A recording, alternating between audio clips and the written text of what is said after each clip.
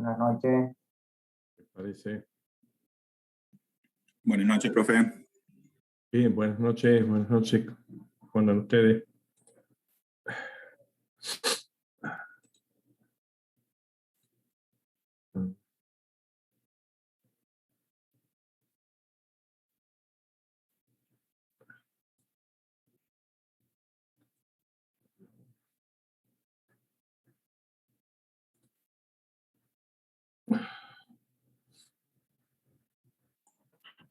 Buenas noches, profe, ¿qué tal? Buenas noches. ¿Qué parece? Bien. Ahora sí.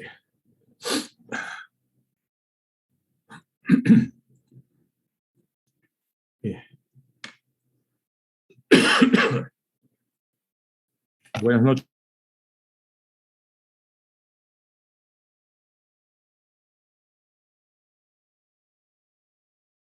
Asistencia.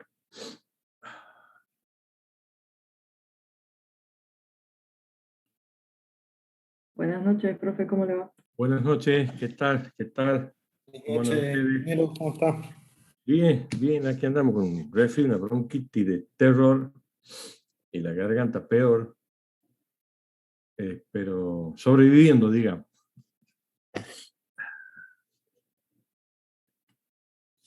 ¿Y ustedes bien? Hay que dar batalla, no hay que rendirse. Bien, bien.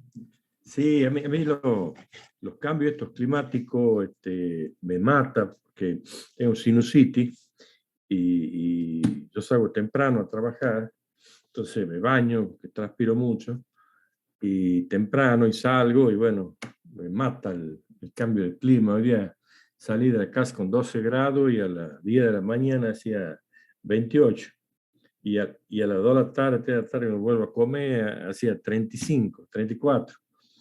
Así que no hay cuerpo que aguante.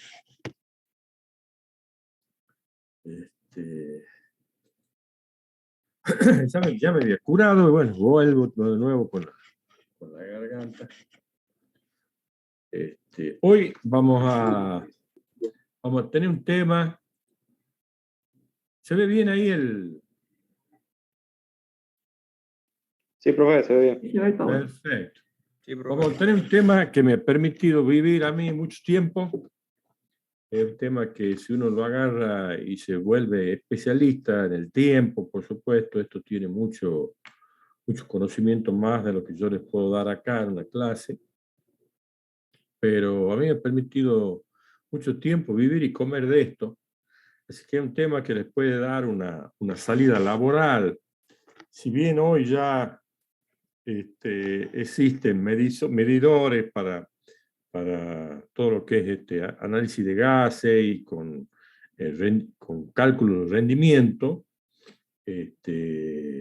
no es lo mismo hacer ensayo como tiene que ser, porque los aparatos que se venden, cuando mucho tienen una o dos pérdidas de las que nosotros vamos a ver, cuando son mucho más, le dan un indicativo relativo.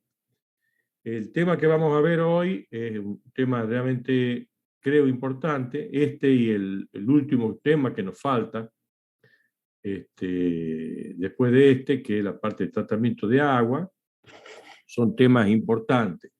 Traten de no faltar porque son temas que yo siempre digo, con una buena mantenimiento, una buena operación y una buena calidad de agua, la caldera es eterna.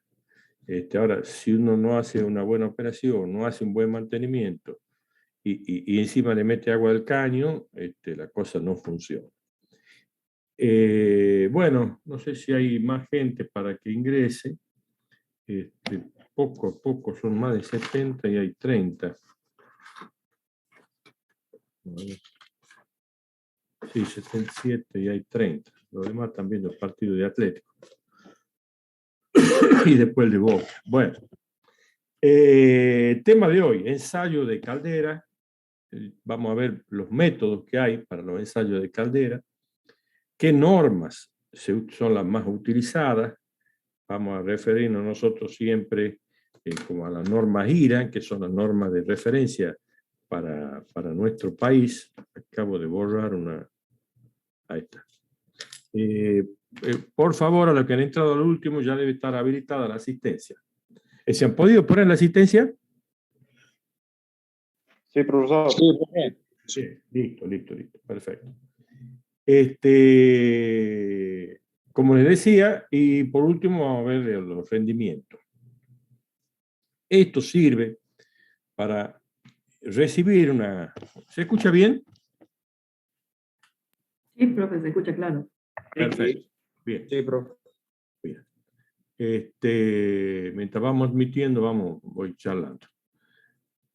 Esto se utiliza tanto para instalaciones nuevas, para recibir instalaciones nuevas y ver realmente lo que me han vendido, si es que se cumple con lo que me han ofertado, con lo que yo he comprado, como para instalaciones que ya están funcionando, que tienen o no una cierta antigüedad en su instalación, en su uso, para saber realmente información, no tanto qué ingresa y qué sale, sino aparte de cuánto ingreso, cuánto saco, que es un rendimiento, una cantidad de calor que ingreso, una cantidad de calor que egresa. Ese es un rendimiento, una eficiencia. ¿Sí? Le vuelvo a repetir, se hace tanto para algo usado como para algo recién nuevo por entregar, para comprobar los valores de su funcionamiento. Y mediante uno de los métodos, que son dos métodos que vamos a ver, que son los más usables, determinar a dónde está el problema si es que lo hubiera. Yo ahí le he puesto siempre los principios, para qué sirven, cuál es el objetivo de los ensayos, que uno muchas veces empieza con la fórmula, directamente la fórmula esta, la fórmula otra, y no explica ni para qué sirven, ni qué función tienen, ¿sí? En la industria, en la empresa, para todo tipo de industria en la cual haya una caldera. Lo primero, información necesaria para poder actuar sobre los puntos de ineficiente, que son las pérdidas, en donde vamos a ir encontrando dentro de lo que es el generador de vapor, ya no solo la caldera, sino con su equipo asociado como generador de vapor. Después vamos a ver un grafiquito muy lindo, que yo lo saqué de ahí de la estación experimental, en la cual todo lo que se puede hacer en una caldera, no tan solo el rendimiento de una caldera, sino el rendimiento de cada uno de los equipos. Nos permite también ahí puesto estudiar el comportamiento térmico del sistema, es el otro tipo de rendimiento, y evaluar su eficiencia. ¿Qué meto? ¿Qué saco? ¿En por ciento o en unidad? También nos permite detectar en operación, ¿sí?, fallas de su funcionamiento. Es decir, ¿dónde está la falla? En funcionamiento. Más allá de que uno, si la para, puede observar y llegar, pero ya cuando está en marcha, eso es lo positivo del rendimiento, que uno va orientándose, si una caldera va perdiendo eficiencia, va perdiendo rendimiento, y yo detecto dónde es el problema, específicamente puedo hacer un mantenimiento programado, programar y aproximadamente dar los tiempos que yo voy a estar parado y voy directamente, una vez enfriada, abierta la caldera, a ver el problema, ¿sí? A solucionar el problema, que es distinto si yo tengo que andar buscando cuál es el problema.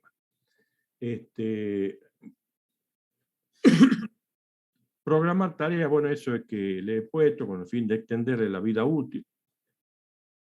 Lo fundamental en la operación es regular la relación, ya sea factor de dilución o exceso, la relación de aire-combustible para tener una combustión completa y que sea realmente eficiente. Ahora vamos a ver por qué tenemos que lograr o tratar de lograr la eficiencia en la combustión como anhídrido carbónico y no como CO. pensábamos los muchachos. Si yo tengo un rendimiento bueno, o si yo tengo un malo y hago mantenimiento y voy a un mejor rendimiento, seguro bajo el consumo de combustible, ¿sí? Y si bajo el consumo, la eficiencia es mayor, es decir, meto menos y saco igual o más. Entonces, mejor rendimiento. También se estudia, ¿no es cierto?, cómo reducir ese ingreso que tengo, esa cantidad de calor de ingreso, en concepto de combustible para tener una eficiencia alta, buena, o igual, similar a la de la caldera nueva.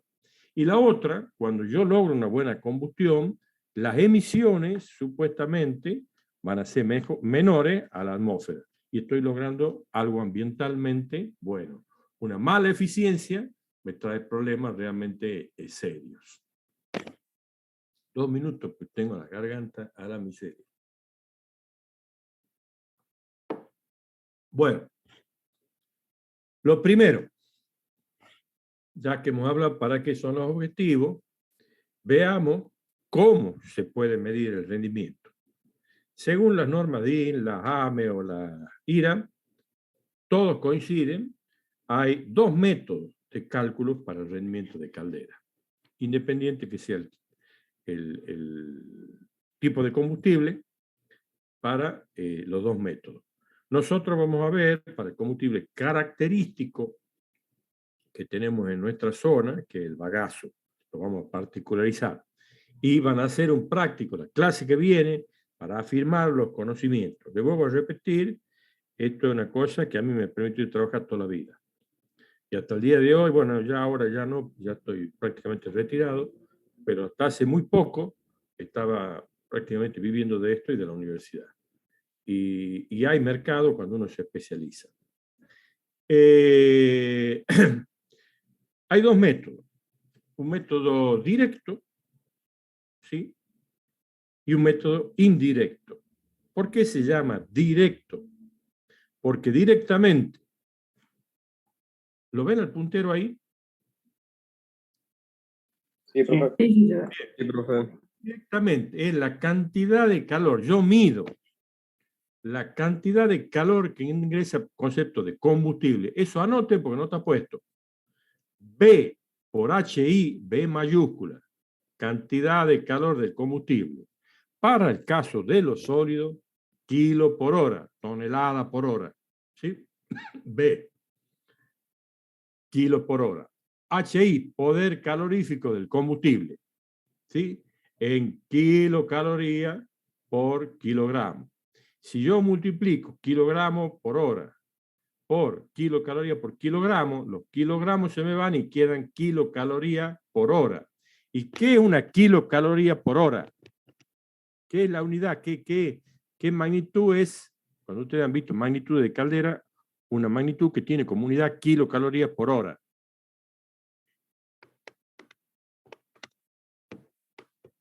Termodinámica de tercero. Grandes fallas para rendir tecnología. Los aplazos no son por tecnología, son por termodinámica. Había uno por lo menos. ¿Potencia? No, Maturano, pero bien, por lo menos arriesgado. Este es el momento de arriesgar. Hay 39 adentro. Uno arriesgado, no le ha ido bien. A ver los otros 38. ¿Qué unidades tiene? No repasen lo que yo le doy. No vean termodinámica, no van a probar nunca así. Y no es que yo lo esté amenazando ni nada, sino que le estoy diciendo lo que le va a pasar. Esta materia tiene como complemento fuerte la termodinámica. Y si ustedes no estudian termodinámica, están muertos. ¿Sí? Porque si no lo han estudiado antes, lo van a tener que estudiar ahora. Es una cantidad de calor, miren de difícil que es. Y eso si implica B, que hemos dicho que era ¿qué? Combustible. Cantidad de combustible. ¿Sí? Entonces, esa cantidad de calor en concepto de qué va a ingresar al hogar. De la cantidad de combustible. No de la cantidad, de combustible. La cantidad de combustible es B. Pero como esto está multiplicado B por HI, se transforma en una cantidad de calor que tiene como ingreso una cantidad de calor por combustible. También podríamos poner una cantidad de calor del aire. Pero ¿cuál es el problema? Si el aire entra a la temperatura ambiente, la diferencia de temperatura es 0. Entonces no se suma. Y a la vez, yo tengo que considerar solamente en esta fórmula, ¿sí?, lo que yo ingreso al hogar. Ahora, si yo lo ingreso, perdón, al aire calentado es otra historia. Pero aquí suponemos que el aire está a la misma temperatura que el ambiente, entonces no aporta cantidad de calor. Entonces lo que ingresa al hogar es la cantidad de calor en concepto de combustible. ¿A qué igual eso? Anoten. Q sub V larga, mayúscula, es igual a V por HI. Unidades, kilocalorías por hora. Y después no digan que no le he enseñado cuando rinde. Y empiezan a aletear porque ya no es zapatear. ¿Y qué cantidad de calor? Si yo meto esto, es qué cantidad de calor saco. ¿Y ustedes qué creen que será la cantidad de calor que van a sacar de una caldera? ¿En concepto de qué? ¿Qué es lo que produce una caldera? Vapor. Y Vapor. claro, va a ser una cantidad de calor en concepto de vapor. Yo meto combustible, una cantidad de calor por combustible y saco, el resultado es sacar una cantidad de calor por vapor. ¿Y a qué igual esa cantidad de calor por vapor? Q mayúscula sub V corta. A la producción de vapor o caudal de vapor.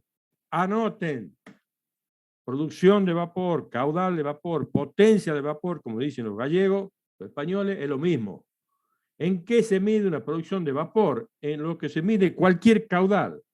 Así como el de combustible se mide en kilo de combustible por hora, kilo de bagazo por hora, esto es kilo de vapor por hora. Únicamente un caudalímetro se diferencia cuando es un caudal de gas, que es en la cantidad de combustible en gas, en metros cúbicos por hora. Todo lo demás son kilogramos por hora. Por eso una producción, un caudal de vapor, se mide en kilos por hora. Y luego este I menos TA, ¿qué es? Porque está escrito aquí calor de producción. Si ustedes hubieran repasado variables características de una caldera, en la primera o la segunda o la tercera magnitud que yo le he puesto es el calor de producción. ¿En qué se mide? Esto es una diferencia de entalpía. Y segunda es vapor sobrecalentado. Si tuvieran solo apóstrofe, vapor saturado. Si tiene 3, vapor recalentado. En este caso, es de vapor sobrecalentado. ¿Y cómo hago para sacar esa entalpía yo de vapor sobrecalentado? Con el Molière. Bien, ¿y con qué tengo que entrar al Molière? Bien, Bellotto. Y con la temperatura Una, ¿y qué más? y puedo tener la presión Con la presión y la temperatura. ¿De qué? del gas. No del gas, nada. Del vapor. Bueno, el vapor, sí. Sí. Bueno. Y menos TA. ¿Y por qué si TA en qué se mide? Temperatura, dice, temperatura de qué? Del agua de alimentación. Anoten, que tampoco está. T sub A, temperatura del agua de alimentación. ¿Sí? ¿Y por qué yo puedo poner en una diferencia de entalpía acá la temperatura del agua de alimentación? Y que me dé una unidad kilocaloría por kilogramo, como cualquier diferencia de entalpía. ¿Sí? Calor de producción, I menos TA, kilocaloría por kilo. ¿Por qué será que yo puedo poner TAA, temperatura del agua de alimentación, en vez de una entalpía del agua de alimentación? Porque cuando está en estado líquido, la temperatura coincide con la entalpía. No coincide, es aproximadamente igual a la entalpía, debajo de la curva de Molière, en donde existe, bien Richard, agua, yo lo expliqué en la clase de magnitudes de variables de una caldera. Por eso es importante que ustedes repasen, son todos conceptos termodinámicos. Al debajo de la curva de Molière, las temperatura son similares a los valores de entalpía, cosa que no pasa ya para saturado, con ya el título es 1 o con sobrecalentado o recalentado. Y entonces, y segunda menos TA. ¿Y con qué presión entran ahí? Para sacar la entalpía de vapor.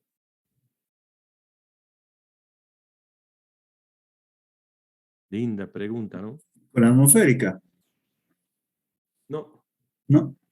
La que tiene la bomba. Presión atmosférica. no. ¿Esto qué es? ¿Entalpía de qué es? El vapor. Y el vapor Bueno, sobrecalentado. entonces, ¿qué presión y qué temperatura voy a Ah, tomar? ok.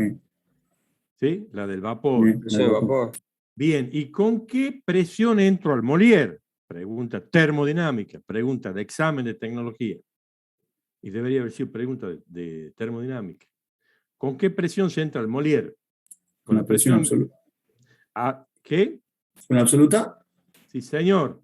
Mm. Si yo mido y veo un manómetro, la presión, y en un termómetro la temperatura, yo no puedo, para fijar el punto de entalpía, no me digan lo que me ha dicho un alumno una vez rindiendo, que él tomaba un entalpiómetro. No existe el entalpiómetro. Se toma presión y sí, entalpiómetro. Así también en la plaza que le metieron. Había otro peor, que me decía que la transmisión por calor eran estrellitas. Y yo le preguntaba a ver si afuera, vaya afuera y vea si hay estrellitas. Y me dice, no, no hay. Bueno, vuelva cuando ya no vea estrellitas a rendir. Bueno, ¿usted cree que es mentira? No, es verdad. Sí, estrellita. Y este es el entalpiómetro. Esas las tengo anotadas yo para cuando hago un libro. Anécdotas de los 40 años de docente. Bueno, les remarco esto porque son las cosas que ustedes cuando van a rendir se aturden. Y eso no es tecnología, eso es termodinámica. Y no podemos pasar de esto. Se usa una presión absoluta porque en el Molière se entra con presión absoluta. ¿Y cómo saco la presión absoluta? ¿A partir de qué? De una presión manométrica o efectiva que me da el manómetro y le sumo una atmósfera. Y con eso entro. Más la temperatura y ya me fija el punto de entalpía. Y como en la curva de Molière, debajo de la curva de Molière, en el agua, donde decía Richard, los valores de entalpía y temperatura son similares, no iguales, yo puedo poner en reemplazo, midiendo la temperatura del agua de alimentación, hacer esto. Y este dB, que es kilo por hora, por las kilocalorías por kilogramo, también me queda kilo por hora. Esto todo, ¿sí?, es la energía entregada que me entrega el vapor. Entonces, ¿yo qué estoy sacando? La cantidad de calor que me aporta en la caldera, al hogar de la caldera, el combustible, y cuánto me entrega esa caldera en cantidad de calor con concepto de vapor. ¿Por qué por 100? Porque es en porcentaje. Este método consiste, y ahí vamos, ya salgamos de la clase de termodinámica, consiste en medir estas magnitudes importantes, porque un caudal de combustible, bien digo, son magnitudes grandes e importantes, un caudal de vapor también, es decir, por chica que sea la caldera de 40 toneladas, son 40.000 kilos por hora, ¿sí? Entonces un error del instrumento, un error porcentual en el instrumento por estar mal calibrado, me puede dar un error importante en la magnitud. Y puede ser que esto divida y no me salga una cosa coherente. Yo me acuerdo, hice una vuelta, mandar a calibrar el calorímetro de vapor y el calorímetro de combustible, porque lo demás, el poder calorífico lo saca el laboratorio químico. La presión, mido presión y temperatura con un manómetro calibrado y contrastado con otro patrón, y listo, saco esto, mido la temperatura con un termómetro también contrastado patrón, y puedo medir, no llego porque son magnitudes chicas. En cambio, esta y esta son magnitudes porcentuales importantes. Entonces, el error porcentual probable, eso no van a encontrar en ningún libro, ¿sí?, puede ser grande. De ahí que la norma dice que siempre sea el método que usted use, tiene que hacer contrastar los instrumentos, sobre todo cuando va a medir magnitudes importantes como el método directo. No dice cuál usted va a optar. Le dice que los dos, siempre y cuando usted elimine el error de instrumento, puede usar cualquiera. Ahora, ¿cuál es la diferencia? Que en este directo yo estoy midiendo algo que entra y algo que sale. O puede estar el problema a la entrada, puede estar el problema a la salida, pero no me dice cuál es el problema. Me dice si bajo o subo del rendimiento. ¿Sí? Si para lograr un rendimiento bajo he tenido que aumentar el combustible, me dice, bueno, ¿y cuál es el problema? Está quemando mal, tengo demasiado aire debajo grilla, no me está mandando aire el ventilador, estoy mandando de menos combustible, ¿sí? No estoy dejando el calor dentro de la... No me lo dice. Entonces, usamos otro método, que es el método directo. ¿Me van entendiendo hasta ahí? Sí, ingeniero. Sí, profesor. Perfecto. Sí. Perfecto. A ver, 2 minutitos. Parece que el compañero de usted tiene problemas para entrar. Porque insiste. No, no dice. No. Bien. En este caso, el rendimiento se saca como 100. 100 es el máximo de poder calorífico que yo tengo, el poder calorífico que yo tengo, ¿sí? Que 100, más de eso yo no puedo hacer ingresar, menos la sumatoria, póngala aquí, sumatoria de pérdidas. El signo de sumatoria de pérdidas, ¿sí? Ahí le está faltando. El signo ese, es como una E invertida. ¿Está claro? ¿Sí? Sí, profe. Sí, profe. Bien. Y todas esas pérdidas referidas al poder calorífico, ¿Sumatoria de qué dijo? la sumatoria de pérdidas. Sumatoria de pérdidas. ¿Sí? Ya vamos a ver cuáles son las pérdidas. Bueno, se tiene en cuenta la sumatoria de las pérdidas calculada anteriormente, restándole de 100, que es la cantidad total calor entregada por el combustible, por esto. Como todo está referido al poder calorífico, ¿sí? Las pérdidas también le voy a tener que referir al poder calorífico. Y ya vamos a ver cuál. Entonces yo empiezo a ver, y bueno, ¿y cuáles son las pérdidas? Una de las pérdidas, las más importantes, se llama del método indirecto, son las pérdidas producidas en el proceso general de transmisión de la caldera. La primera pérdida no son la pérdida por calor sensible. ¿Por qué se llama calor sensible? Primero veamos qué es.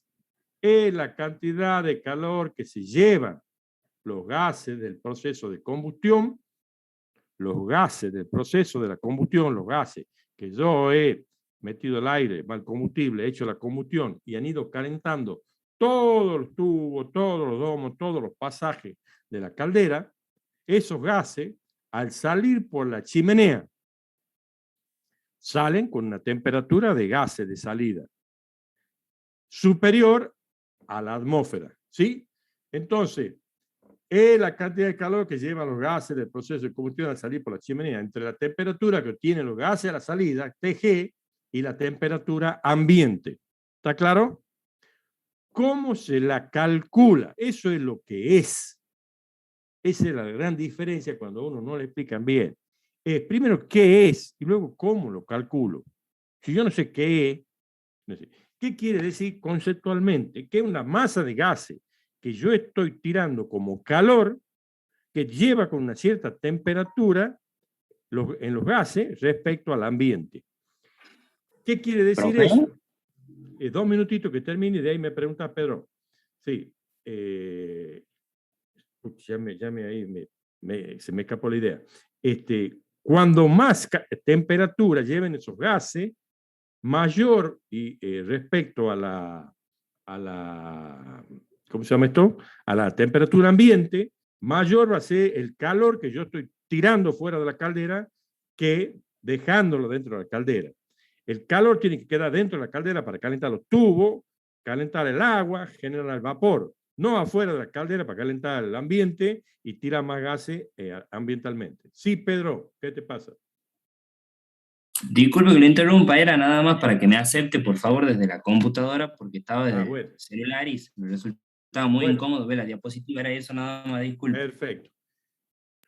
¿Cómo se la calcula? Lo primero, la cantidad de calor en concepto de calor sensible, QCS, que se expresa en kilocalorías por kilogramo, es igual a cualquier ecuación común de convección, que es movimiento de gases, en este caso que sale por la chimenea al ambiente. Son los gases que van desde la temperatura de los gases al ambiente que se van enfriando.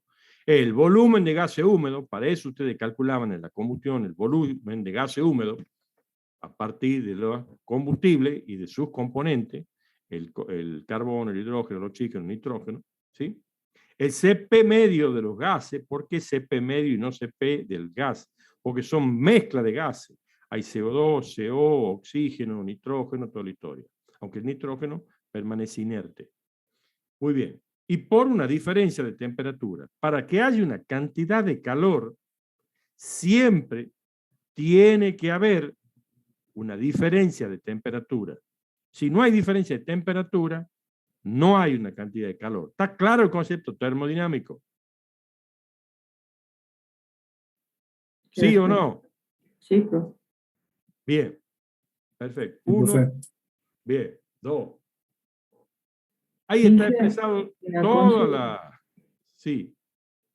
Si usted Todo- identifica que tiene una pérdida grande de ¿Cómo? este estilo, si usted identificase mientras está haciendo los controles que tiene una pérdida grande de este estilo, ¿cómo la controlaría? Bueno, bien tu pregunta. Déjame que termine y yo te contesto, Griselda.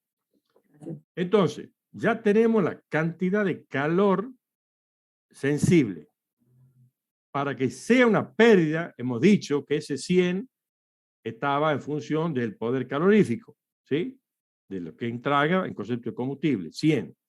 Entonces, para quitarle una parte a ese 100, yo tengo que referirle esta pérdida, que es la cantidad de calor que se llevan los gases a la atmósfera, cantidad de calor por calor sensible, la refiero o la divido al poder calorífico. El poder calorífico se expresa en kilocalorías por kilogramo. El Q sub S también se expresa en kilocalorías. Después pongan las unidades aquí, se van a dar cuenta.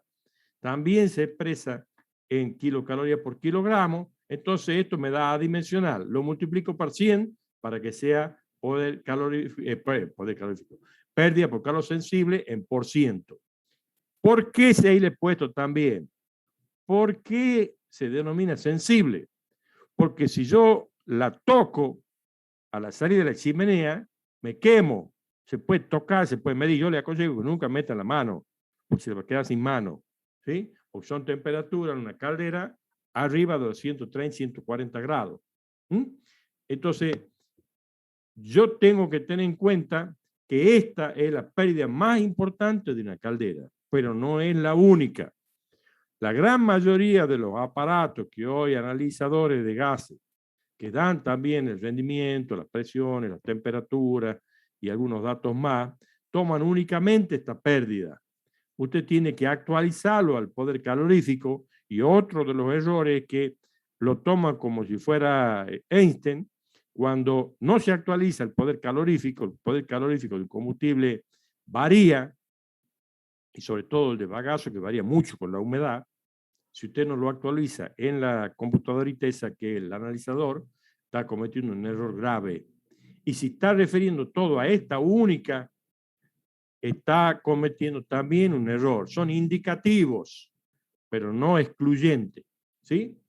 Ahora, respondiéndote, Griselda, ¿qué me significa a mí que se me vaya mayor volumen y a mayor temperatura al ambiente en vez de dejarlo en la caldera? Para tu criterio, y al criterio de los otros, ya son ¿cuántos? 37, 36 más. A tu criterio, ¿qué está pasando?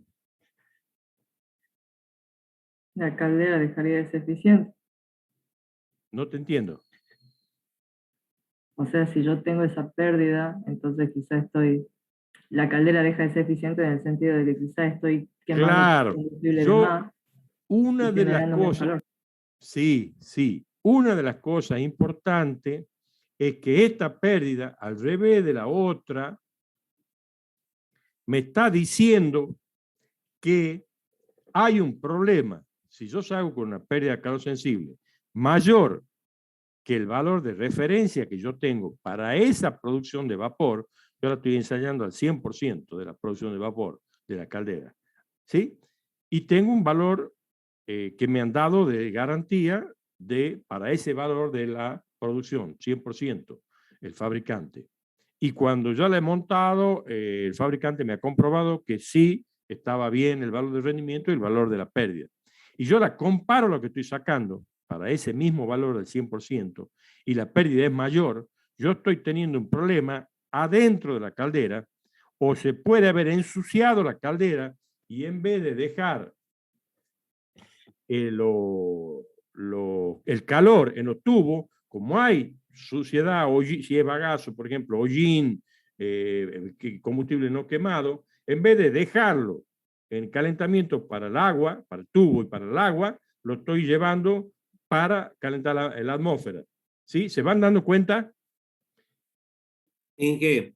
Sí, Sí, y la pero- otra puede ser que una de las chicanas, que son los bafles, para orientar y guiar, para que se me vayan calentando las distintas zonas que yo tengo en la caldera y la vaya guiando hasta que salga de la caldera, se puede haber caído, se puede haber roto y hay un cortocircuito.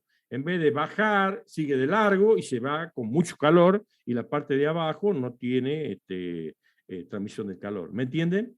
También puede significar o una mala combustión. También puede significar esto. Para ver eso, ¿está claro lo que le estoy diciendo? Sí, se entiende. Bien. Para eso vamos a ver otra de las pérdidas. Esa es la diferencia con el método directo. La segunda pérdida en importancia en la caldera se llama pérdida por calor latente. Para ustedes, PLC. Primero, ¿qué es? Después vamos a ver cómo se calcula. Siempre se existe, dice, siempre y cuando exista presencia de CO, combustión incompleta en los gases de escape. Yo mido con el aparato que se llama ORSAT o analizador de gases y me va a dar si yo tengo CO2, CO o oxígeno. Sumado esos tres volúmenes, que yo estoy parciales del ese equipo, y con diferencia 100 saco el nitrógeno. Pero aquí me está interesando lo primero en la salida de los gases de la chimenea, que yo mida en el ORSAT o en el analizador, que el CO sea cero. Porque si yo ya tengo presencia de CO, de anhidrido, señal de que estoy en combustión incompleta. Y ahí se me genera esta pérdida. Dice, se presenta siempre y cuando exista presencia de CO en los gases de escape, porque en el proceso de combustión completa, uno de los productos de combustión es el anhídrido carbónico. Ahí estamos seguros que estamos en combustión completa. Pero si tengo presencia de CO, ya estoy empezando a tener una parte de esa combustión como incompleta. Por lo tanto, el carbono tiene la propiedad de quemar fundamentalmente en dos formas distintas. Fíjense en ustedes y ahora van a saber por qué es tan importante la combustión. Si yo tengo el carbono del combustible y lo quemo con dos moléculas de oxígeno, saco anhídrido carbónico o CO2, ¿sí? Más 8.000 kilocalorías, ¿sí? En concepto de calor, una reacción exotérmica. Si a ese mismo kilo de combustible o de kilo de carbono yo le doy una sola molécula de oxígeno, biatómico, es solo un oxígeno, se me quema como, ¿sí? Se me combustiona como CO, es monóxido de carbono, pero no me genera 8.000 kilocalorías por cada kilo de carbono que yo meta, me genera 2.400 kilocalorías. ¿Se dan cuenta cómo he perdido calor con el mismo combustible, kilo de combustible que yo lo he pagado? Y por quemarlo bien, saco 8.000 kilocalorías por cada kilo de combustible que yo meto.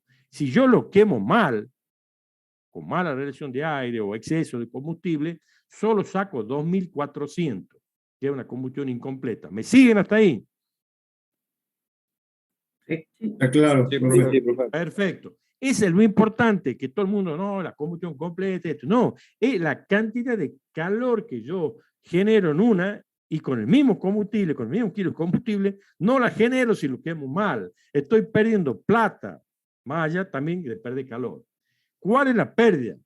La diferencia entre quemar ese kilo de carbono del combustible como una combustión completa o como combustión incompleta por cada kilo de carbono quemado.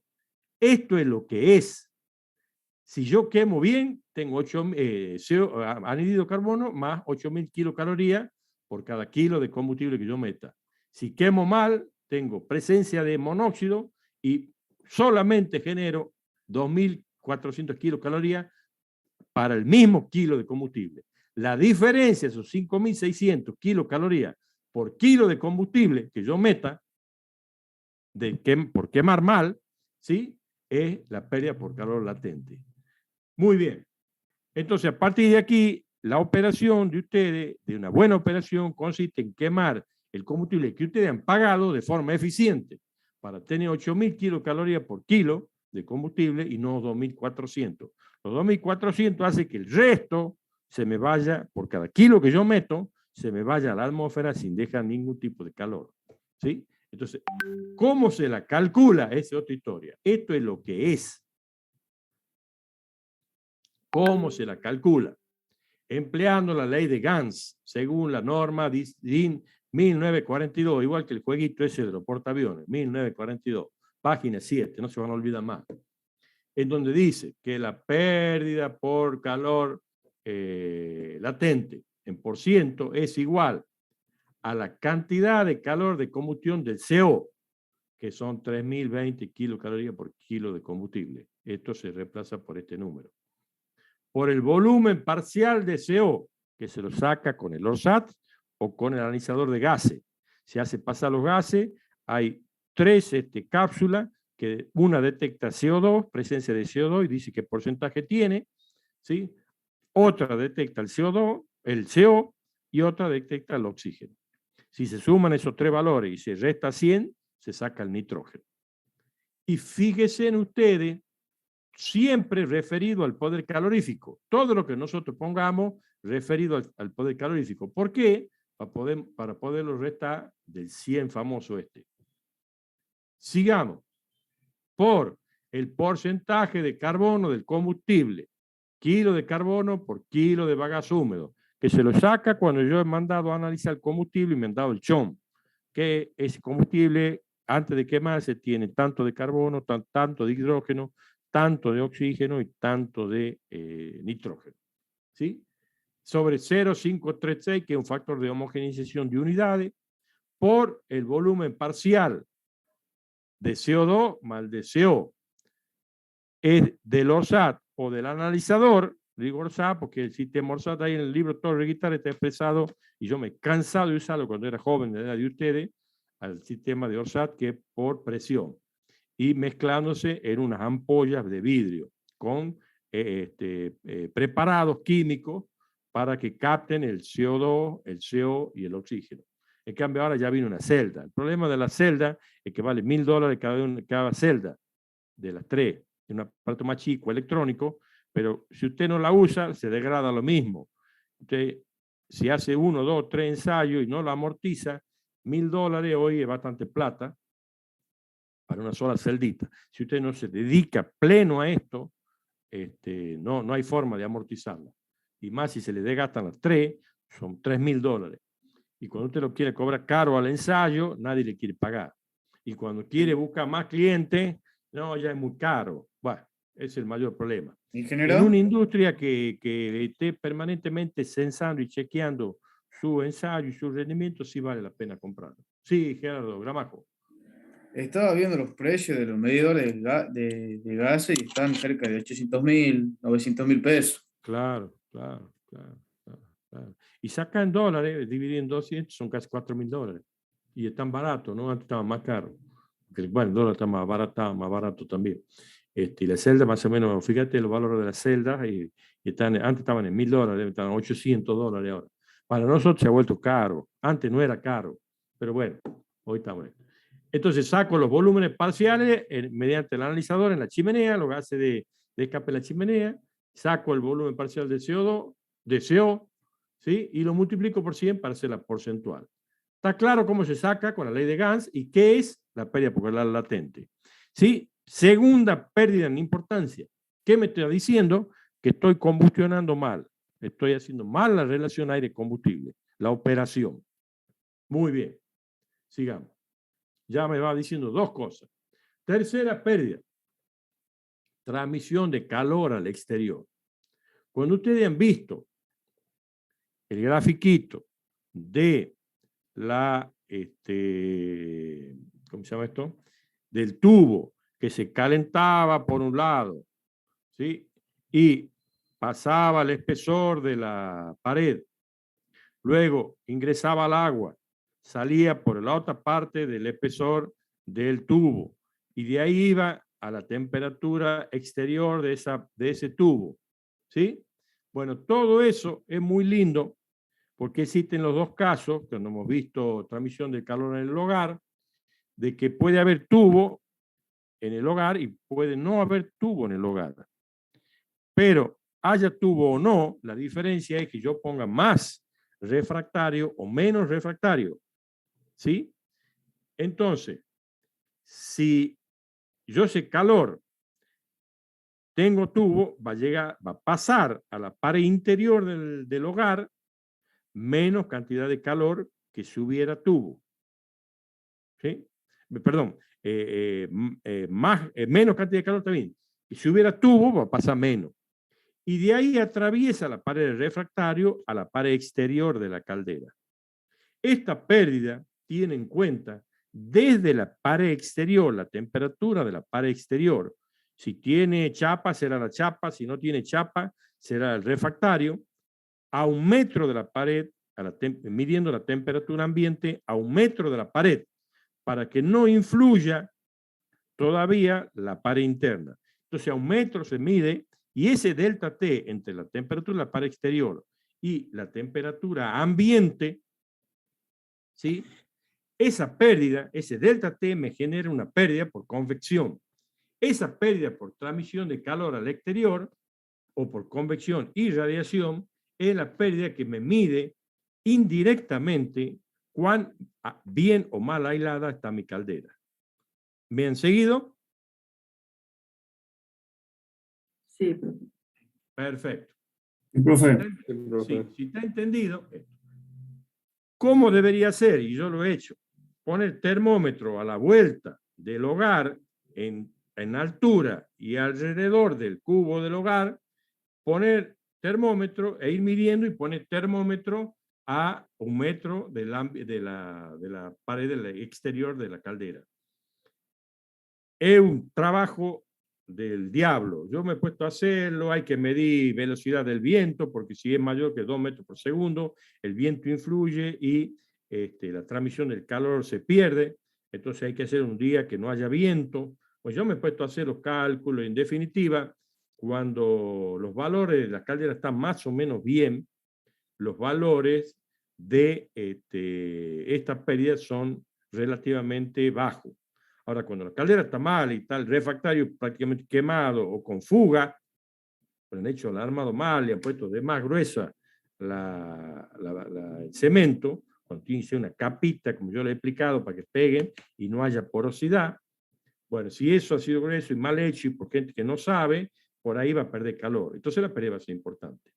¿Cómo hago? Ahí yo le he descrito cómo se determina, lo digo rápidamente, y anoten, por favor, en la abscisa eje X está la producción de ensayo, D sub E, producción de vapor de ensayo, ¿sí? Los kilos por hora o toneladas por hora que estamos ensayando. Esto está en toneladas por hora de vapor.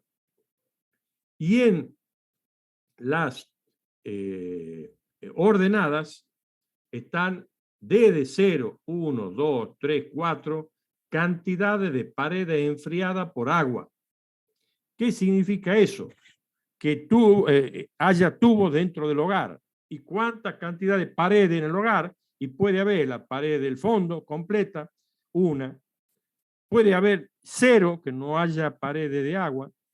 Puede haber la pared del fondo solamente. Puede haber una pared lateral izquierda y una pared lateral derecha, más el fondo. Ahí ya son 3 paredes. Y puedo también poner en el frente de la caldera, donde están los quemadores, ¿no es cierto?, haciendo, si son los quemados circulares, viniendo, moviéndose y rodeándolo al quemador o a los esparcidores. Pero también puedo poner una pared de punta a punta en el frente, en el fondo, en el lateral izquierda y el lateral derecha, que es el mejor caso, que son las 4 paredes de APA. ¿Y en qué consiste? Esta curva que está acá, que yo estoy marcándole con el puntero, anoten, porque eso no lo van a encontrar en ningún libro, es, pongámosla, 100 toneladas, ¿sí? Es la producción de ensayo, supongamos que la caldera de máximo, ¿sí? Nominal, 100 toneladas de vapor por hora. Entonces yo la estoy enseñando al máximo, al 100% de mi capacidad de vapor, ¿sí? 100 toneladas. Y llego hasta este punto.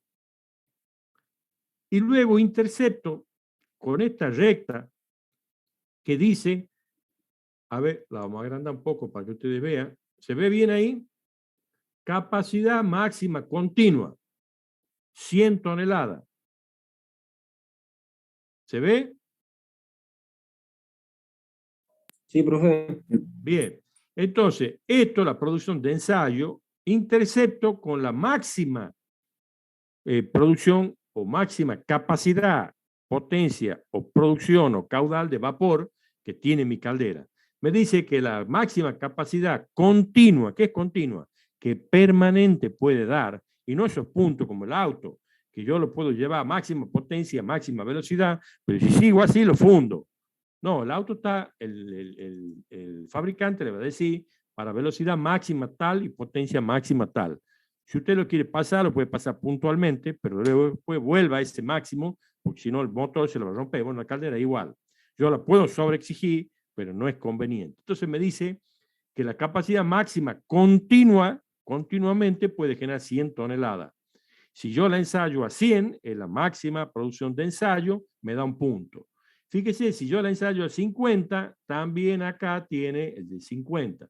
Si la ensayo a 40%, es decir, supongamos que mi caldera me siga dando el 100. ¿Sí? Si mi caldera me da 100 toneladas y 100, yo voy a poner igual. Pero yo a la caldera quiero ensayarla al 80%, no al 100%. Si el 100 toneladas de vapor por hora es el 100%, ¿cuántas toneladas de vapor será el 80%? 80 toneladas. ¿Y a dónde tengo que ir? ¿A la curva de 80? No, sigo hasta la de 100, porque máximo yo puedo dar 100. Entonces, este 80, por más que yo la ensaye a 80, 40, 60, tendrá que ir hasta las 100 toneladas. Tomemos para el caso real. Entonces, ¿qué es esta curva? Es la curva de intercepción entre las máximas producciones de ensayo, ¿sí? Máximas producciones de ensayo, con la capacidad máxima continua de cada una de las calderas. Va marcando puntos, si yo uno todos esos puntos, me da esta curva. Es la curva de intercepción de las producciones máximas de ensayo con las capacidades máximas continuas de las calderas. ¿Está claro eso? Profe. Bien, muy bien. Supongamos que yo la ensayo al 100% y bueno, tengo este punto. Me voy, si este punto, síganme por aquí, tengo esta raya, voy hasta aquí. Si yo no tengo tubo en la caldera, paso directo y la pérdida me da, la pérdida por radiación se llama radiación y convección al ambiente, ¿sí? O pérdida por radiación también se llama. Me da 0,7. ¿Sí? Voy por acá, intercepto con esta, me vengo para acá, tengo 0, paso directa. Pero si yo tengo 100 y 100 y voy y llego hasta aquí, ¿sí? Pero tengo en el fondo tengo una pared, yo ya no sigo derecho, tengo que doblar 45 hasta de interceptarla con uno de la pared. Y ya saco y tengo, dice, yo voy acá, tenía 0,8. Si yo me voy acá, tengo 0,75. Si yo me voy y en vez de una tiene 4 paredes, vuelvo a poner aquí, vuelvo a interceptar, vuelvo a tirar para aquí, bajo todo esto a 45 y no va a llegar ni siquiera a 0,5. ¿Por qué? Porque los tubos me están absorbiendo calor para que no llegue a la pared interna y a la vez no vaya a la pared externa y a la vez no vaya al ambiente. Eso me determina acá, en la ordenada, donde dice pérdida en por ciento, qué valor tiene esa pérdida. ¿Está comprendido esto? ¿Qué es y cómo se saca? Sí, Perfecto. profe. ¿Y cuando Ese menores las gráfico- pérdidas es mejor? ¿Cómo? Cuando menores las pérdidas es mejor. Claro, significa que está mejor la aislación. Cuando más Ok. se me va para arriba, es porque yo tengo un problema en la aislación. Esa es otra de las cosas que nos dice. No tan solo nos dice que se nos está yendo los gases afuera del ambiente en vez de dejarlo en la caldera y que puede ser un pasaje, pues está sucia. Nos dice que estamos combustionando mal la otra pérdida. Esta nos dice que tenemos mal el refractario o en alguna parte el refractario está mal. Entonces, fíjense en ustedes, es más laborioso, sí, porque hay que medir más cosas, lleva más tiempo, pero los errores que yo puedo cometer son menores, pero me dice dónde está el problema. En cambio, la de directo no me dice dónde está el problema, me dice, tengo un problema a la entrada y tengo un problema a la salida, o estoy perfecto, comparado con, siempre tengo que compararlo con un valor de referencia para ese mismo estado de régimen. Esto se logra cuando yo tengo un estado de régimen. No se puede hacer un ensayo subiendo y bajando la producción, ni la presión ni la temperatura. Se estabilizan presiones, temperaturas, caudales para los valores. También lo puedo hacer por eso siempre digo, cuando le entreguen una caldera, no hagan un solo punto, 2 puntos. No, el fabricante es muy vivo, ¿no? Dice, para el 100 y para el 80 son los usuales. No, pídale la curva de rendimiento en función de la producción de vapor. Para todo estado, desde que llegamos al 100 y vamos bajando, 90, 80, 70, 60. Ustedes nunca van a saber a qué producción la van a usar. Sí se sabe, normalmente, a qué valores se la utiliza, ¿sí? Pero es bueno tener la curva, porque uno la puede tomar ya como comparativa del mejor momento de la caldera que ha sido cuando uno ha sido nueva. Entonces uno va comparando. Pero si yo no tengo valores comparativos, siempre voy a tener que llevar al máximo a la caldera, al 100 o al 80. Y si no la puedo llevar ni al 80 ni al 100 porque está mal la caldera, ¿con qué voy a comparar? El 70, y nunca he tenido un valor de 70, lo voy a tener que hacer relativo. Bueno, ese va a ser el mejor valor, y capaz que un mal valor. ¿Sí? Por eso, cuando son nuevas y ustedes recepciones, pidan la curva de rendimiento, no 2 valores.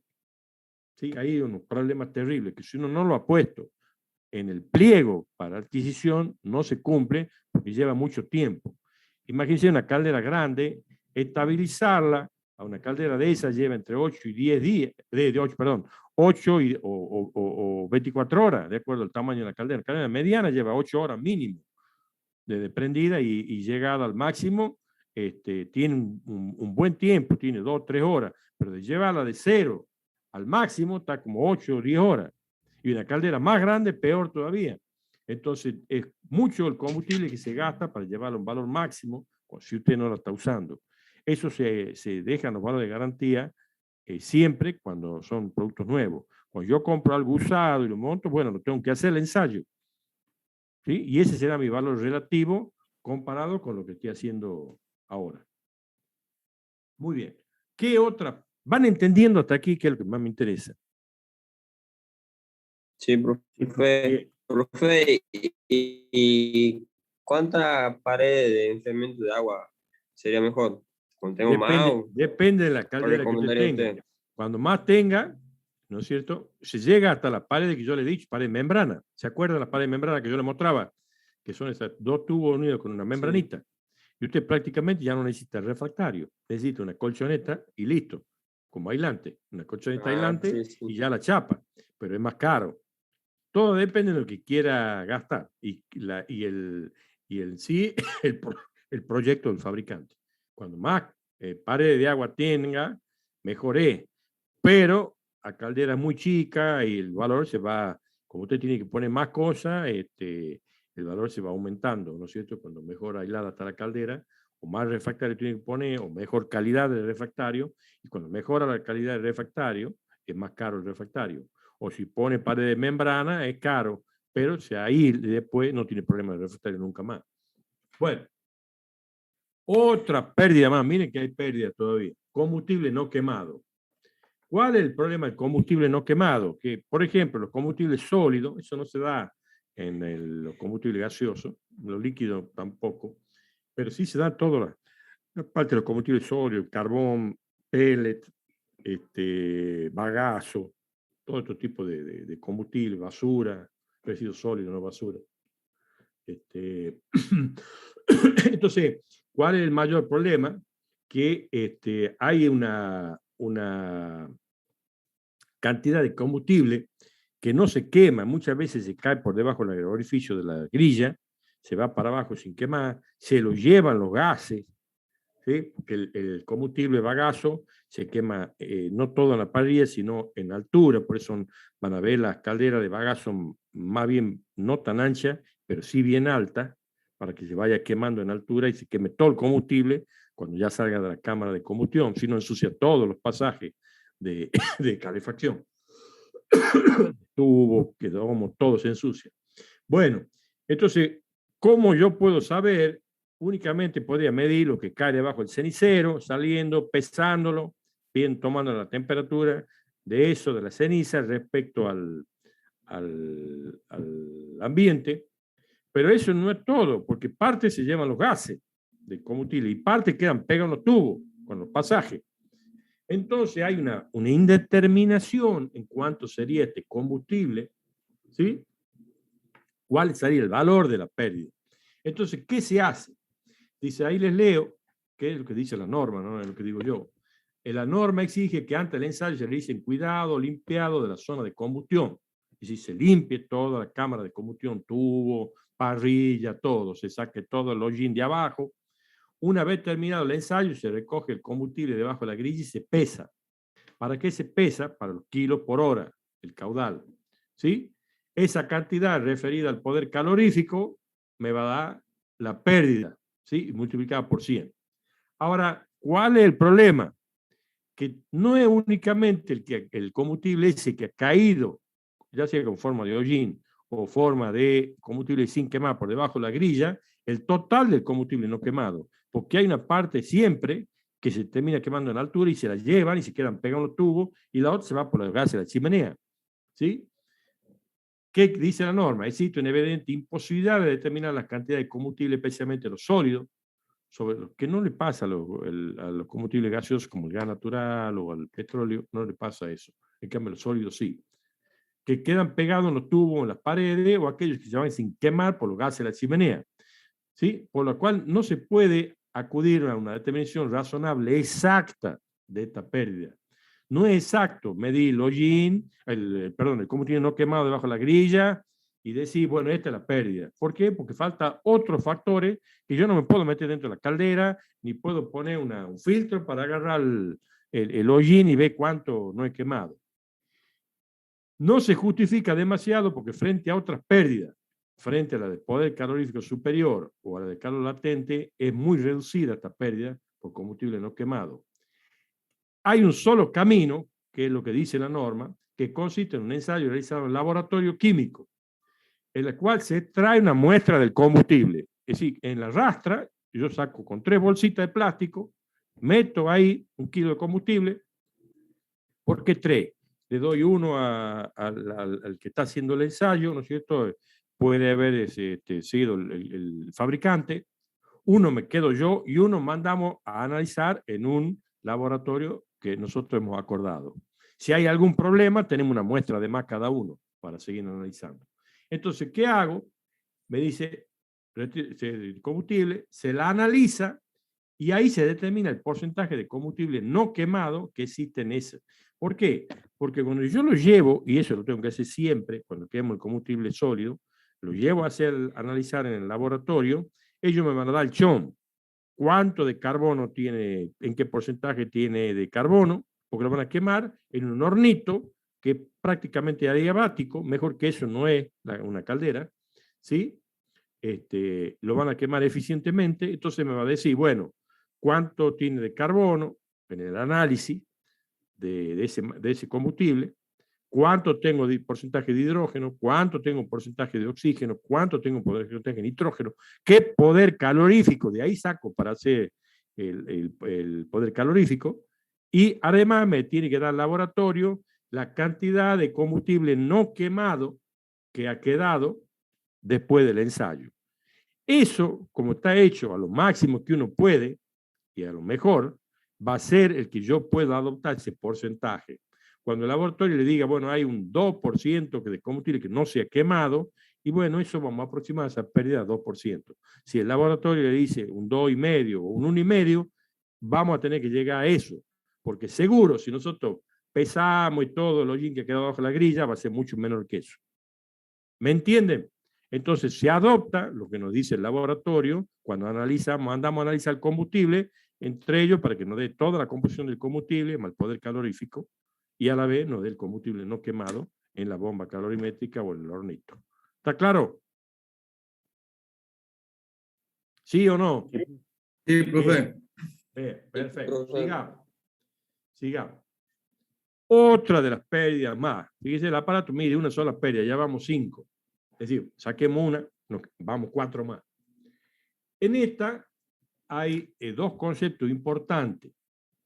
Dice, esta pérdida aparece cuando se trata del tema de la calidad del agua para generar el vapor. Las normas exigen para calderas en función de los distintos rangos de presión y temperatura distintas calidades de agua. Eso lo vamos a ver ya después que hagan el práctico vamos a ver tratamiento de agua. La norma va en función de la presión, va determinando que debe usted, a medida que va elevando la presión, porque se eleva la temperatura, usted debe ir mejorando la calidad del agua, si no va a tener problemas. Una de las formas que trata la norma de mantener una cierta calidad de agua entre la caldera que se denomina purga. Hay 2 tipos de materiales que tenemos que eliminar. Uno son, primero, los gases que lleva el agua. Esos gases, como tienen la tendencia a irse para arriba, salen por el domo superior. Hay que hacer un caño, ¿sí?, con una válvula abierta y estar purgando continuamente. Ahí se está sacando los gases que se acumulan para el agua, es decir, perniciosos para el agua, malos para el agua. Entre ellos el oxígeno, que produce corrosión en los tubos, en los domos, en los colectores. Cuando ustedes vean que sale un hilito por un caño más o menos chico, ese hilito de vapor no es que lo estemos tirando, lamentablemente tenemos que sacar los gases por ahí. Hay otros aparatos que también sacan gases, que se llaman desaireadores o desgasificadores, previo a que entre la caldera. Ya lo vamos a ver cuando veamos el tratamiento de agua, todo su equipo. Por ahora ustedes sepan que hay una purga continua, que tiene que estar continuamente abierta para sacar los gases. CO2, CO, oxígeno, que van en el agua. Y la otra es ya no por el domo superior, sino por el domo inferior, que hay sales en el agua. Toda agua tiene sales, lo que tenemos que tener un menor porcentaje, la menor porcentaje posible y máximo cuando vamos para arriba en presión, cada vez tenemos que tener menos esas sales, que son sales de carbonato y carbonato de magnesio y carbonato de calcio, que decantan y parecen barro. Por eso se llaman purga de fondo. Es una purga que está ubicada al revés de la otra, que estaba en el domo superior, en el domo inferior. Eso saca carbonato de calcio y carbonato de magnesio, que son como unos barros, como una arcilla. Bueno, lamentablemente también sale agua con eso, agua caliente, ¿no es cierto?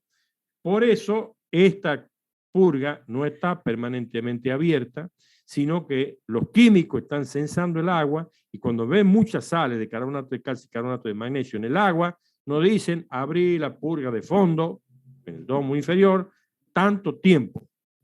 Y ese tanto tiempo es por una sección que me dicen cuánto voy a abrir de la válvula. Si la abro a plena, si la abro a mitad, si la abro a 3/4, si la cierro. Ese tiempo que yo tengo que abrir es la cantidad de sales que tengo que sacar. Esas 2 purgas, ¿qué dice cuando yo tengo que hacer el ensayo? La norma. Sigamos. La norma establece tentativamente que durante el ensayo en la caldera no se deben hacer purgas. Lo primero que especifica. Pero, ¿cuál es el problema? Esto es imprescindible debido al tipo de caldera y a la duración de los ensayos realizados en ella. Por lo tanto, durante el ensayo de una caldera hay que tomar precauciones debido a que el agua que está dentro de la caldera a presión y a la temperatura de saturación en el domo, que corresponde debido a la presión de la caldera, si sale a la atmósfera en esas condiciones se convierte en vapor y sería imposible pesarla. ¿Cuál es el mayor problema? La norma habilita cerrar las purgas solo si el ensayo es de corta duración, siempre y cuando que se cuente con agua tratada en cantidad para reponer el circuito. Ahora les traduzco todo esto que dice la norma.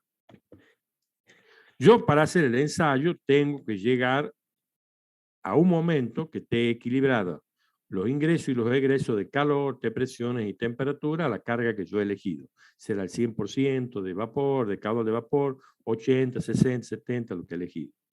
Cuando ya está estable, el problema es, si yo hago un ensayo que me dura 1 hora, es una cosa. Si yo hago la curva de rendimiento, que son un día, para 100, 90, 80, 70, 60, tengo que ir bajando y tengo que ir estabilizando, se me vuelve un problema cerrar la purga. ¿Por qué? Si yo cierro la purga continua, en el domo superior se me va a llenar de oxígeno y después voy a tener corrosión en los tubos, en los domos, en los colectores, en las válvulas de seguridad. Si yo cierro durante mucho tiempo que va a durar el ensayo, el domo superior y no saco los carbonatos de calcio, carbonato de magnesio, se me va a incrustar todos los tubos. Entonces estoy entre la espada y la pared. Entonces, ¿qué dice la norma? Si usted, el ensayo es corto, para hacer un ensayo corto, tiene que tener sí o sí, y poder cerrar las purgas, tiene que tener agua de reposición en buenas condiciones y habilita a cerrar las purgas.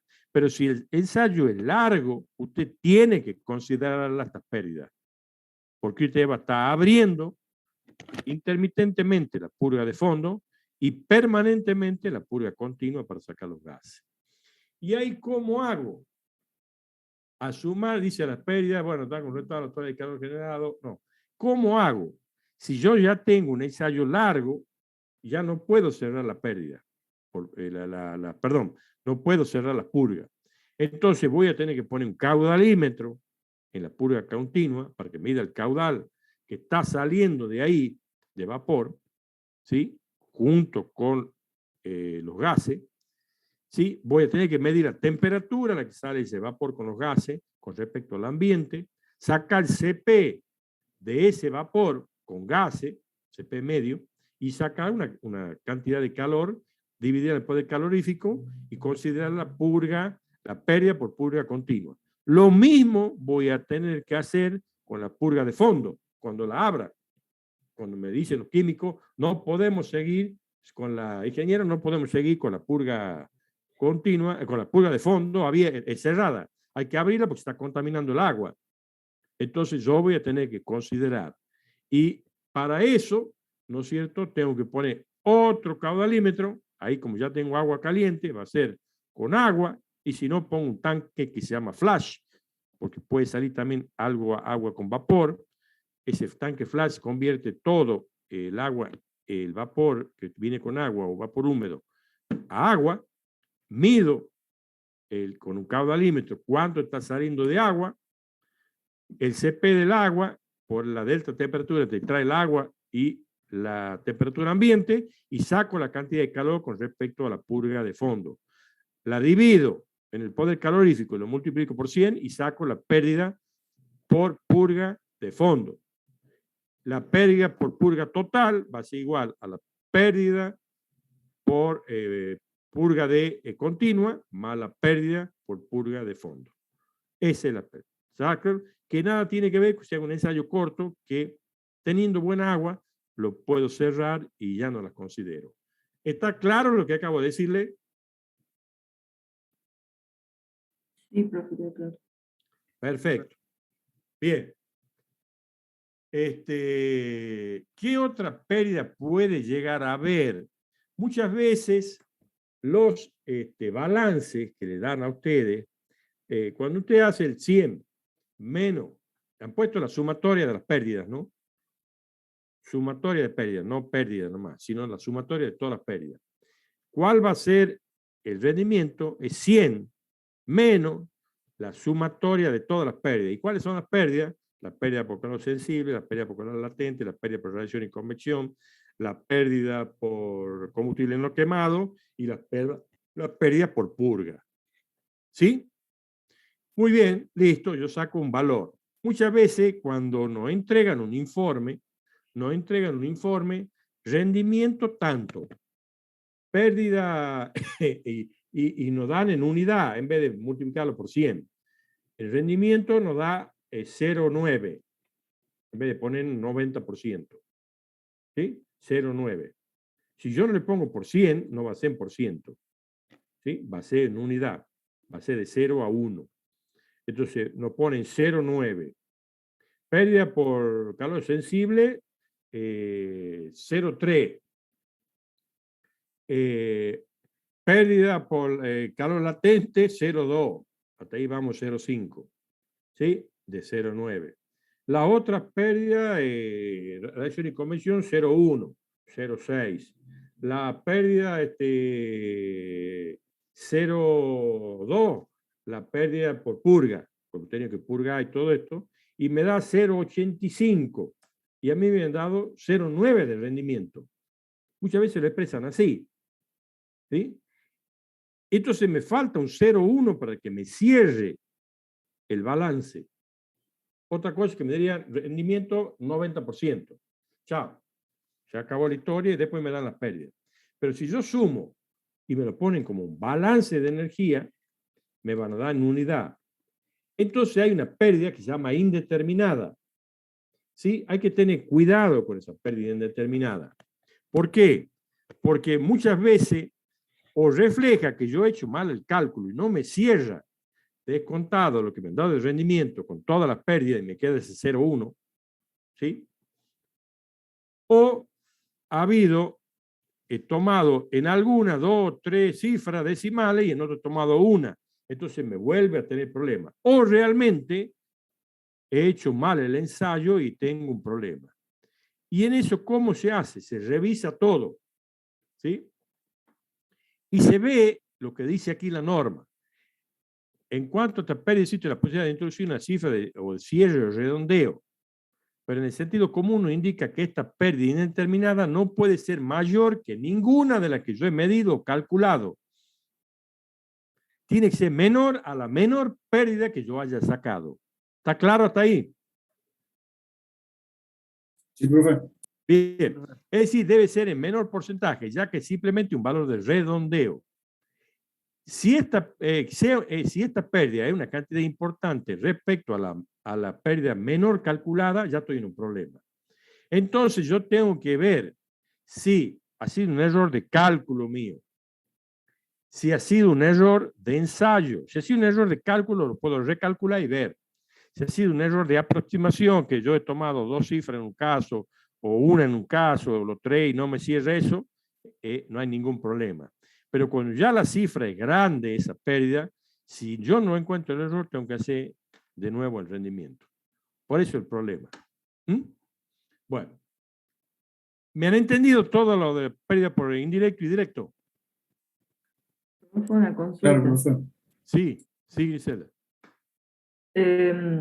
Cuando usted está acá definiendo las pérdidas en sí, Sí. y hagamos de cuenta que hace un despliegue, ¿no? Quiere saber cuál es más o menos la representación porcentual de cada pérdida sobre el total. Sí. Las pérdidas o el valor ese se va a dar así en este orden que usted dio. Sí. No, se puede dar en cualquier orden. Se puede dar en cualquier orden. Lo que tiene que ser menor al menor valor de la pérdida calculada a medida que nosotros hayamos tenido. Claro, solo la indeterminada, digamos, porque es un ajuste. Claro, es un ajuste, un redondeo, que puede ser que yo he tomado cifras decimales menos, más para alguna pérdida. Puedo haberme confundido en algún cálculo, meto mal la mano en el dedo en la computadora, en la calculadora. ¿sí? O cuando yo he hecho, porque esto ahora viene cómo se hace el ensayo, puede tener un error cuando he hecho los promedios. Entonces hay que revisarlo el ensayo. Hay que revisarlo cuando esa pérdida es mayor a la menor pérdida que yo he medido o calculado.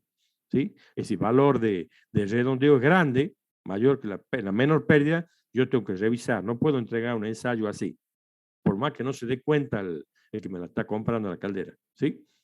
Bien. ¿Qué tengo que hacer para hacer el ensayo? Lo primero, lo más importante, el recurso humano. Si es directo, yo tengo que tener a alguien que me esté midiendo el caudal de vapor, el caudal de agua, el caudal de vapor, el caudal de combustible. En el laboratorio me tengo que tener gente que me esté sacando o tengo que sacar las muestras, llevar al laboratorio para que me analicen el combustible. Tengo que medir presión y temperatura. En el otro caso, en el de método indirecto, tengo que tener a alguien que me esté mirando cada una de las cosas que yo tengo que medir al unísono, porque esto se mide, normalmente hay que estar conectado. Se dice, bueno, vamos a empezar, se ponen todos los relojes o cronómetros en hora, la misma hora para todo, y a partir de tal hora empezamos a hacer el ensayo. Y siempre tiene que ser por ejemplo, nosotros tomábamos cada 10 minutos lectura al unísono. ¿Qué quiere decir el unísono? Todo junto. Así yo estoy en el 10º piso tomando la presión y la temperatura de vapor a la salida del domo. El que está abajo, viendo la purga al fondo, o que midiendo, qué sé yo, la salida de gases por chimenea, y midiendo la temperatura ambiente y la temperatura de los gases, y con el ORSAT, tenemos que hacer todo al mismo momento. A los 10 minutos volver a tomar. Normalmente el ensayo dura una vez llevar al estado de régimen, que es el mayor problema. Llevar la caldera, cuando más grande es, más tiempo demora. Al estado de régimen, la carga que nosotros queremos hacer, cuando está todo determinado, yo ya tengo que tener el recurso humano siempre en cantidad y calidad totalmente capacitado para saber medir. No confundir presión con temperatura, ni caudal de aire con caudal de combustible. Eso pasa normalmente siempre. ¿Sí? ¿Por qué? Porque él va a tener que tomar lectura a distintos instrumentos. Y son varias la gente que hay que preparar para tomar al unísono. Normalmente nosotros lo hacíamos con silbato, para que se escuche en toda la caldera. A la determinada hora, como eran calderas de 10 pisos, 9 pisos, cada planta baja, tercer piso, sexto piso y noveno piso, todo. Cuando marcaba la hora tocaba el silbato y ahí empezamos. Y terminábamos. Y a los 10 minutos volvíamos con los silbatos, entonces íbamos haciendo. Después ya nos compraron los walkie-talkie, era mucho mejor, pero en ese tiempo no había, cuando yo era chico, joven, cuando era de ustedes, no había walkie-talkie como la gente, eran todo mala calidad. Muy bien. ¿Qué otra cosa tiene que tener recurso humano? Un espíritu de superación. ¿Por qué? Porque siempre hay cosas nuevas que uno puede ir tomando, más allá del rendimiento de la caldera. Ya vamos a ver qué más puede ir tomando.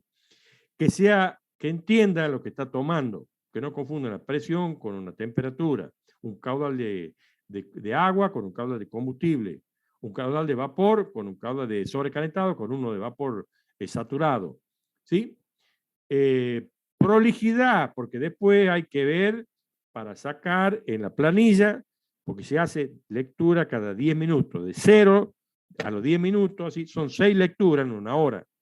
Y se saca para cada variable el promedio, porque por más que esté en estado de régimen puede oscilar algo. Entonces se saca el promedio de cada una de las lecturas, que eso ya se hace en un escritorio.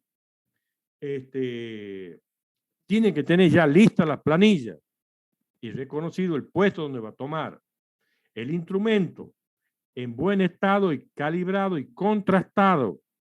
Una cosa es calibrado a ojo, otra contrastado con un patrón. ¿Sí? Porque ahí podemos hacer los mayores errores, sobre todo los caudalímetros. Un error de instrumento trae un error en el ensayo garrafal, sobre todo en el caudal de vapor, en el caudal de combustible, en las temperaturas y toda la historia. Bien, traen aparejado un error de cálculo en el rendimiento y dan cualquier cosa, sobre todo cuando se utiliza el método directo. La fijación del método. vamos a hacerlo por método directo, vamos a hacerlo por método indirecto, porque la cantidad de personas varía, ¿sí? El tiempo de ensayo vamos a tomar, si vamos a tomar 1 hora, si vamos a tomar más de 1 hora, si vamos a tomar menos de 1 hora, con qué norma. Fundamental, si ustedes van a hacer un ensayo de recepción y la empresa que le está montando o el fabricante es de otro país, ponerle que los ensayos se van a hacer bajo normas IRA, las normas nuestras, no bajo las normas de ellos, porque ellos pueden tener otras normas que ponderan distinto el rendimiento. Y puede ser que para ellos esté bien la caldera y para nosotros no. ¿Sí? El tiempo total de ensayo y cada tiempo se va a tomar la lectura, pues ya puesto. Planilla de adaptación de las variables, tener listas las planillas, prolija, todo el mundo con apoya, porque cuando ya está uno en el campo, en la caldera, y no tiene dónde apoyar una hoja, tiene que tener una tablita y un lápiz para borrar. Los números tienen que ser buenos. Uno cuando hace mal número confunde y puede salir mal el resultado por tomar mal una lectura y vamos a tener que volver por alguien que tomó mal una planilla. Y luego nos vamos, sacamos todo ¿cómo se llama esto? Esos promedios y empezamos a cargar en la fórmula que hemos visto y sacamos el rendimiento por el método elegido. ¿Sí? Eso es a grandes rasgos lo que uno tiene que hacer para hacer el ensayo de la caldera. Aparte del ensayo de la caldera, yo puedo medir, aparte de la caldera y generador de vapor, todos los equipos de la caldera, porque quiero recibirlo, quiero recepcionarlo, quiero saber a ver si que me están fallando con respecto a lo que yo tenía como referencia.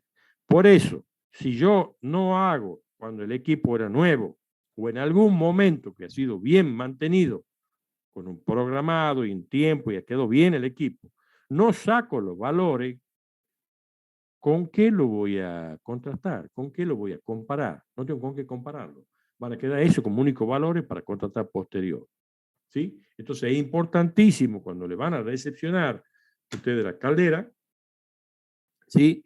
Que los valores se los dejen de los ensayos y las curvas de rendimiento en función del caudal de vapor, para poder hacer nuevos ensayos y poder comparar esos valores. ¿Cuáles son las variables que yo puedo medir en una caldera? Puedo ensayar todo lo que ustedes quieran. ¿Sí? Puedo ensayar, fíjense, los BTI, los BTF, los calentadores de aire, los domos, el sobrecalentador, el hogar, la presión de aire auxiliar, el caudal de combustible, midiendo a ver si cada uno de los esparcidores funciona bien o no. ¿Sí? Los gases, todo lo que ustedes puedan ver se puede ver, ir a dónde está el problema. Fíjense, en los gases de salida puedo calcular el caudal, tantos metros cúbicos por hora de gases o tantos kilos de gases, a qué temperatura sale y comparar con el ambiente. Mido aquí a la temperatura ambiente, a 1 metro de esto, ¿sí? Y veo, aquí pongo un termómetro, qué temperatura de gas están saliendo. Entonces ya tengo el delta T para saber la pérdida por calor sensible. Puedo saber con qué presión están saliendo los gases, el volumen parcial, los volúmenes parciales para sacar con el ROSAT o con el analizador de gases, hacer toda la ecuación para la pérdida por calor latente. Se la toma acá también. Por ejemplo, todo lo que son combustibles, sólidos, gas, puedo medir el caudal de gas, caudal de combustible, con caudalímetro, por supuesto, el poder calorífico, lo mando a analizar. ¿Sí? Para mandar a analizar el gas natural, se toma esa botellita, yo lo implementé con la botellita, esa que viene de los sifones Drago, hago mal en dada marca, pero los sifones estos que usted prepara la soda. Bueno, con eso se le pone una valvulita, se pone a donde yo tengo el combustible, en la planta secundaria, se hace una valvulita, se la pone ahí, se le enrosca, se llena eso, se cierra y siempre de a 3 y se manda a analizar. Yo en un tiempo que estaba en Güemes lo mandaba a analizar al Instituto Nacional de Química de Salta. Hoy también la Nacional, creo, no, la Nacional ya lo tiene muy obsoleto. Por Centro de Geografía hay varias empresas acá que le hacen los estudios para sacar poder calorífico. Así que eso no es problema tampoco. para parte química, cualquier laboratorio de ingenio tiene para analizar toda la parte de combustible. De porcentaje de humedad, porcentaje de carbono, de hidrógeno, oxígeno, nitrógeno, la ceniza, los combustibles no quemados, el poder calorífico. Igual esto con el combustible para todo lo que es el sólido, ¿no? En los domos, ¿qué puedo tomar? La presión, el caudal de agua de alimentación, la presión de vapor en el domo, la temperatura, el agua de alimentación que está entrando, ¿sí? La presión y la temperatura. En los calentadores, fíjese, está aquí el hogar, va por acá, baja, los bafles, va por aquí, sale y entra a los calentadores. La entrada de gases al calentador, todos los volúmenes parciales a la salida de la caldera y a la salida de la chimenea, también lo puedo poner, a ver si tiene algún problema, ¿sí? El calentador, midiendo los diferentes volúmenes parciales, aquí y aquí. La temperatura, la presión que le mete el ventilador de tiro forzado, y el tiro forzado lo mete por acá, sale por acá, va por acá, se mete por debajo de la grilla. Puedo medirle al VTF la temperatura ambiente, a qué caudal tenemos, qué temperatura, qué presión. La presión bajo de grilla también puedo poner, que aquí no le he puesto. ¿Sí? Se puede medir todo esto y hacer el ensayo o hacer solamente el de rendimiento. Todo esto son controles operativos de combustible, de domo, de vapor. Se puede medir todo lo que usted quiera. Bueno, ¿qué instrumentos son los que utilizamos normalmente para caudalímetro, para vapor, para agua, para combustible, para gases? Todo lo que son termoresistencia para temperatura más baja, termocupla para medición de temperatura más alta. Ve, hay tipo K, tipo hierro con tantán, que van a un rango de hasta, ya ahora llegan hasta 1500, 1700 grados. Estas llegan ya casi a 700, 800 grados. ¿Sí? Esto uno lo puede meter dentro del hogar, a esto, las termoresistencias ya ahora vienen con una capa de protector, antes no, entonces se quemaba, no llegaban más que a 400, 500 grados y las termoresistencias también han ganado mucho terreno por los nuevos materiales. Todos los manómetros de presión de aire, manómetros y termómetros, los manómetros para medir la presión de aire a la salida del VTF, debajo de grilla, arriba de la grilla, para VTF y VTI en la chimenea, los analizadores de gases, todos son equipos que se necesitan para hacer todo lo parte de rendimiento. Si yo quiero ver si puedo hacer el ensayo de radiación y convección de pérdida, tengo que ver que a 1 metro de la pared caldera, con un anemómetro que mide la velocidad del viento, no sea superior a 2 metros por segundo, si no, no es permitido el gráfico el 1942. Me acuerdo siempre del juego yo para acordarme el nombre, página 7. Bueno, los termómetros en vaina que ya tienen puestos, como las de vapor, ¿sí? Que ya vienen de vapor saturado y vapor sobrecalentado, son vainas metidas dentro ya soldadas y que uno puede exteriormente meter y atornillar el termómetro, porque ya son vainas metidas dentro del caño de esto. Bueno, hasta ahí llegamos con esto. Creo que ya tienen de más del cálculo de rendimiento.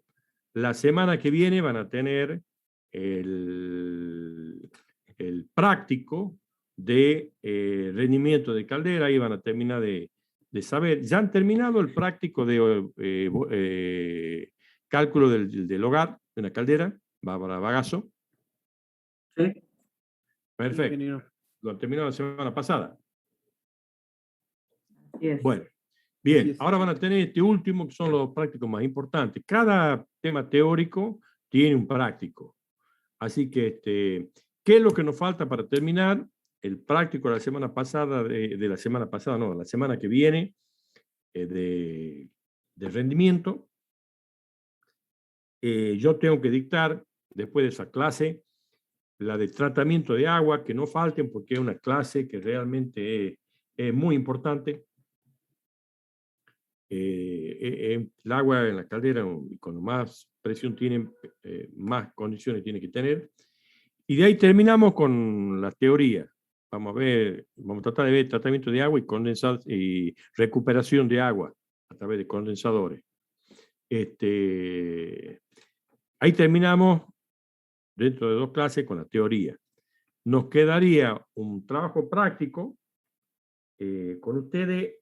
Ya les he mostrado cómo funciona la caldera en la práctica de laboratorio, la operación de una caldera. Creo que no, profe. Bueno, vamos a tener que hacer entonces 2 prácticas de laboratorio que también lo vamos a sumar a los trabajos prácticos. De acuerdo al número que lleguemos, ¿en qué número tiene el de la cámara de combustión? ¿Qué número de trabajo práctico es? El 4, profe, pero el 1 incluye a 2. Sería Bien, el 5. 4 o 5. Bueno, vamos a hacer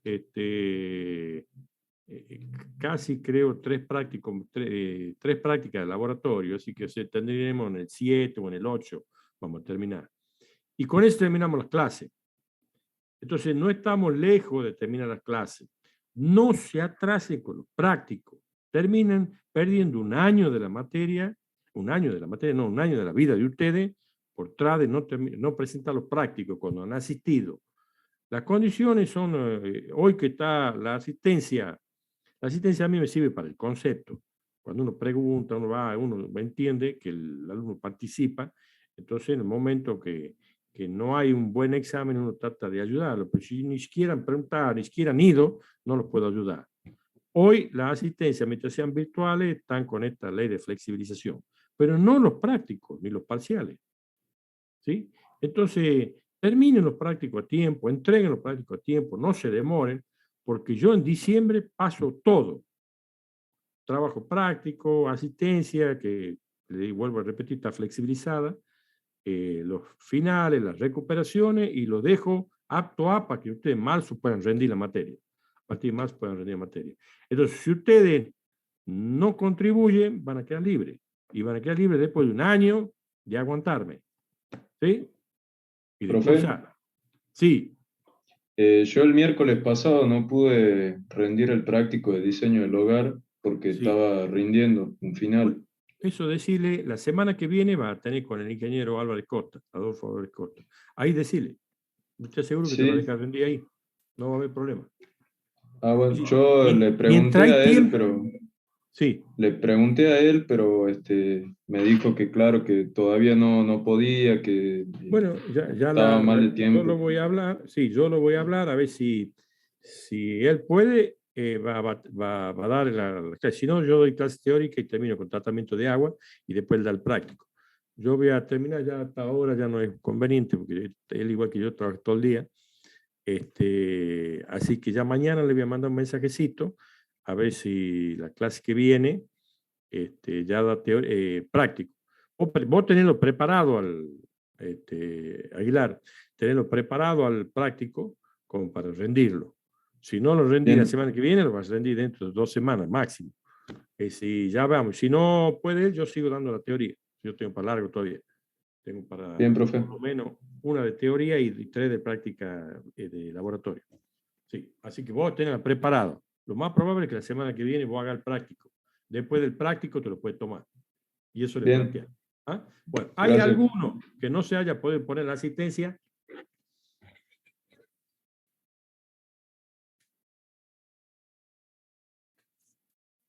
Parece que no, profe. Bueno, listo. Nos vemos, si Dios quiere, entonces ya dentro de 2 clases. Hasta luego, ingeniero. Bueno, muy bien. Gracias por escucharme. Hasta luego, profe. Gracias, muchas gracias. Pero, profe, gracias por la clase. Hasta luego, que anden bien.